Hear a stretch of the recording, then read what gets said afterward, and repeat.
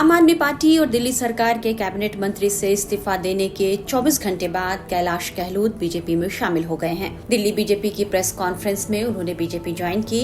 दिल्ली में चंद महीने बाद ही होने वाले विधानसभा चुनाव के मद्देनजर आम आदमी पार्टी के लिए कैलाश गहलोत का इस्तीफा और उनका बीजेपी में शामिल होना एक बड़ा झटका माना जा रहा है। दिल्ली सरकार के परिवहन मंत्री कैलाश गहलोत ने 17 नवंबर को अपने पद से और पार्टी से इस्तीफा दिया। अब बीजेपी ज्वाइन करने की कैलाश गहलोत ने कई वजह गिनाई हैं। बीजेपी ज्वाइन करने पर कैलाश गहलोत ने क्या कहा, आइए आपको सुनाते हैं।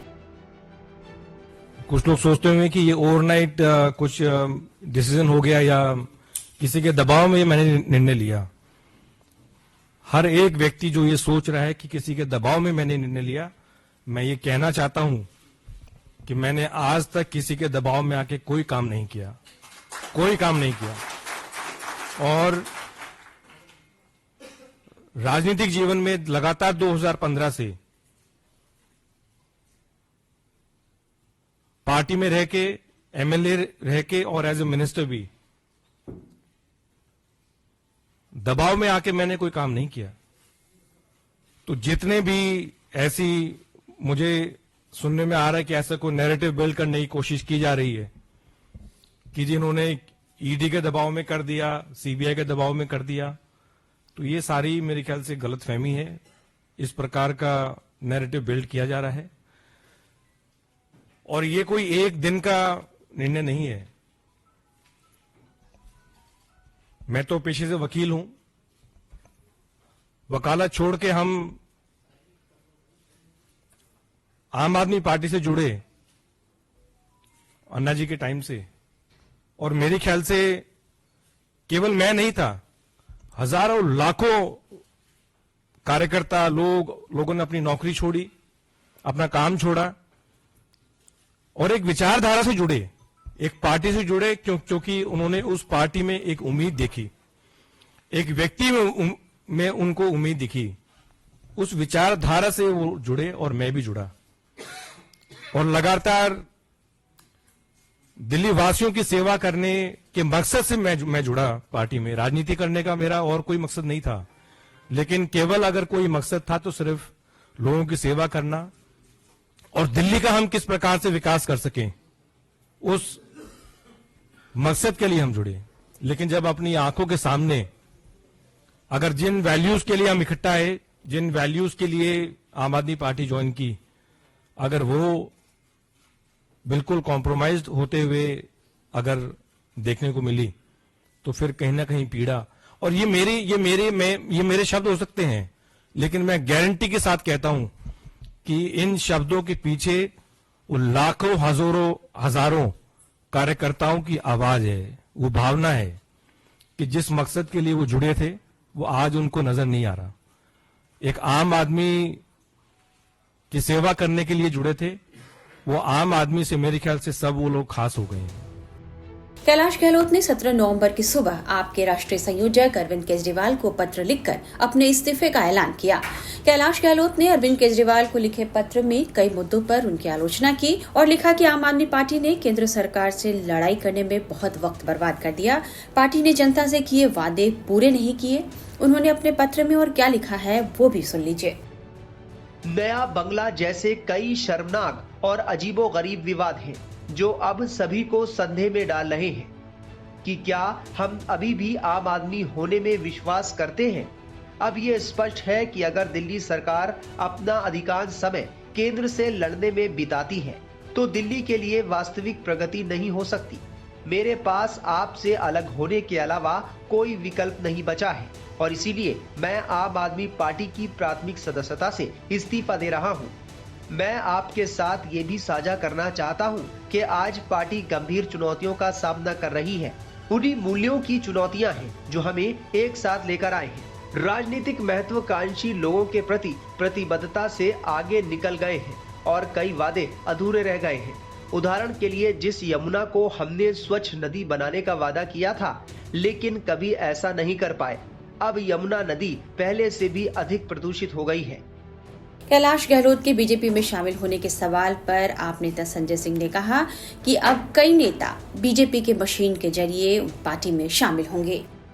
गहलोत जी का इस्तीफा ये भारतीय जनता पार्टी की घिनौनी राजनीति और षड्यंत्र का हिस्सा है।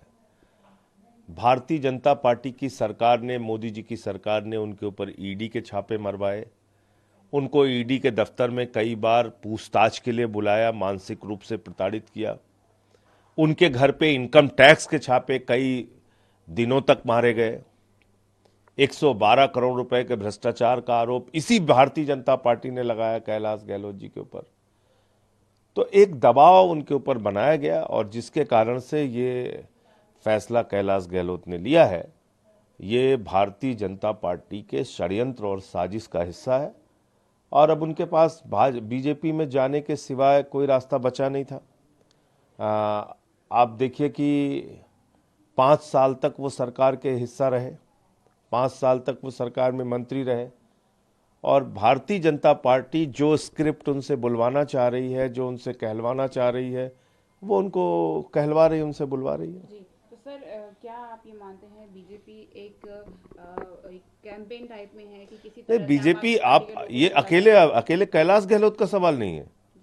खुद प्रधानमंत्री ने 70,000 करोड़ के घोटाले का आरोप लगाया अजीत पवार पे, उनकी पार्टी में शामिल हो गए, ठीक हो गए।